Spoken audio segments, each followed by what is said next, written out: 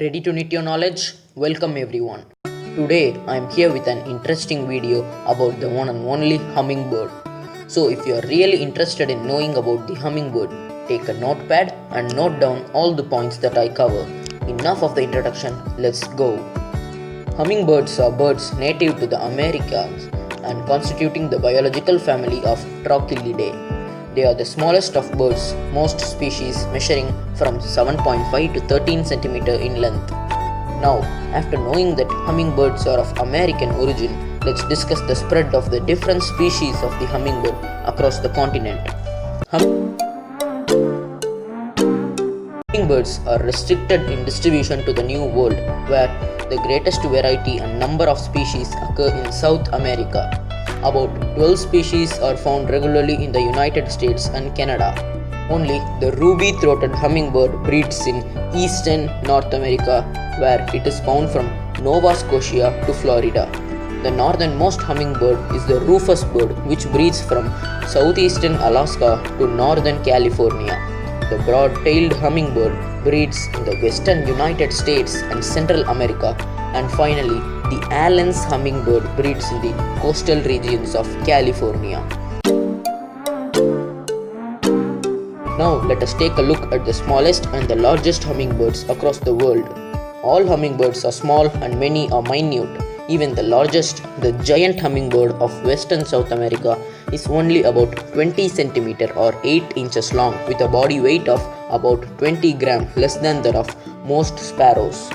The smallest species, the bee hummingbird of Cuba and the Isle of Pines, measuring slightly more than 5.5 cm, of which the bill and the tail make up about half of the weight. Weighing about 2 grams, this species is the smallest living bird and also the smallest warm-blooded vertebrate. Enough of all these details about the habitat and size of hummingbirds. Let's jump into the most interesting part about the hummingbirds, which is the structure and physiological features and flight adaptations of the hummingbird. Hummingbirds have compact, strongly muscled bodies and long blade-like wings that, unlike the wings of other birds, connect to the body only from the shoulder joint. The architecture of the wing permits the hummingbirds to fly not only forward but also straight, up and down, sideways and backward, and to hover in front of flowers as they obtain nectar and insects from them. The rate at which a hummingbird beats its wing is the same during directional and hovering flight. It varies with the size of the bird. The larger the bird, the lower the rate. Hold on. I think you understood what I said about the hummingbird, so let's take a look at a video about the flight of a hummingbird.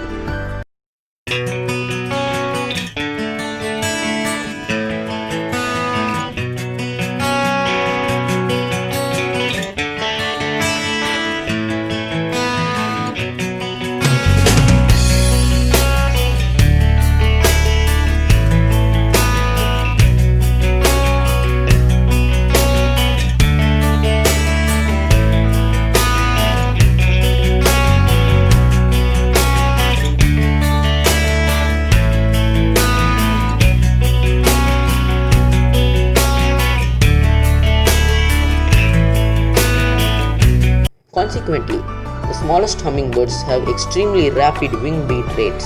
In Califlox amethystina, one of the tiniest species, the male has a wing beat rate of 80 per second. The female, which is larger than the male, beats her wings at a rate of 60 times per second. The ruby-throated hummingbird has a wing beat rate of 70 per second in the male and about 50 per second in the female. The rate is much lower in the larger hummingbirds. The giant hummingbird, for example, beats its wings only about 10 times per second.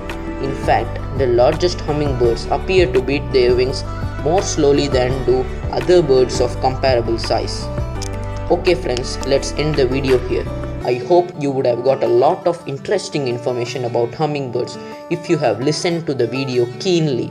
Actually, there are still a lot of information about hummingbirds which are not covered in this video to not take it so lengthy and boring.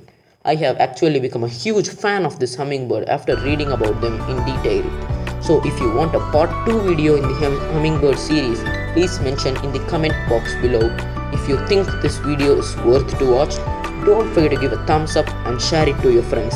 Stay tuned for more updates from Knit Your Knowledge.